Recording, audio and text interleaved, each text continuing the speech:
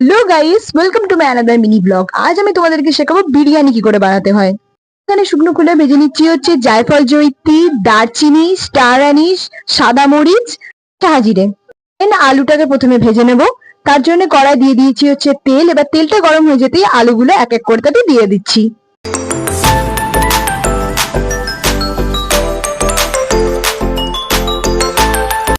ভাজা হয়ে গেছে। ফাইনালি এবার এক এক করে আলুগুলো তুলে নেব। তুলে নেওয়ার পর তাতে দিয়ে দিলাম স্বাদ মতো নুন, হলুদ গুঁড়ো, লঙ্কা গুঁড়ো।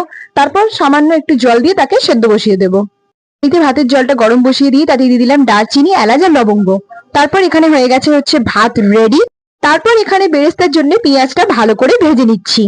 হবে হচ্ছে বিরিয়ানি। আছে ভাত, বেরেস্তা, সেদ্ধ করা আলু, কেশর দুধ, বিরিয়ানি মশলা, ডিম। ফাইনালি দিয়ে দেওয়া হচ্ছে হাঁড়িতে এবার ঘি। তারপর তাতে দিয়ে দেওয়া হবে হচ্ছে চাল। দেন চালটা ভালো করে ছড়িয়ে মিলে দিয়ে ভালো করে দেওয়া হওয়ার পর তারপর দিয়ে দেবো হচ্ছে আলু। আলুগুলো এক এক করে দেওয়া হয়ে যাওয়ার পর দিয়ে দেবো হচ্ছে ডিম। ডিমগুলো দেওয়া কমপ্লিট করে এবার দিয়ে দেবো হচ্ছে কষা কষা মাংস আর তার একটু গ্রেভি।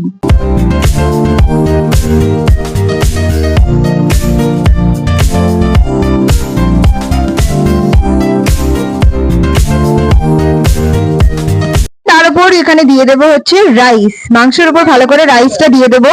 দিয়ে দেওয়া হয়ে গেলে ফাইনালি দিয়ে দেবো হচ্ছে বিরিয়ানির মশলা। এটা একটা ধাপ কমপ্লিট হলো। উপর দিয়ে দেবো হচ্ছে বেরেস্তা।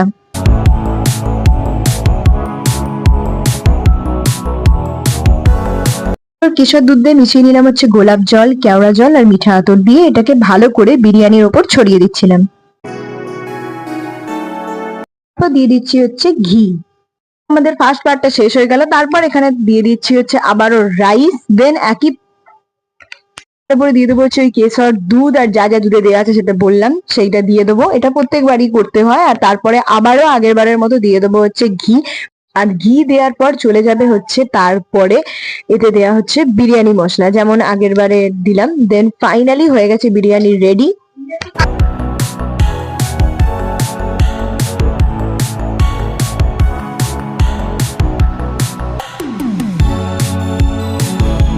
এখানে বিরিয়ানি রেডি হয়ে গেছে। আর তোমরা অবশ্যই এরকম ভিডিও দেখতে আমার চ্যানেলটাকে সাবস্ক্রাইব করে রাখো আর ভিডিওটাকে একটা লাইক করে দাও। আর এই হচ্ছে স্যালাড, ডিম আর মাংস, আর তার সাথে ছিল হচ্ছে কষা মাংস। So by.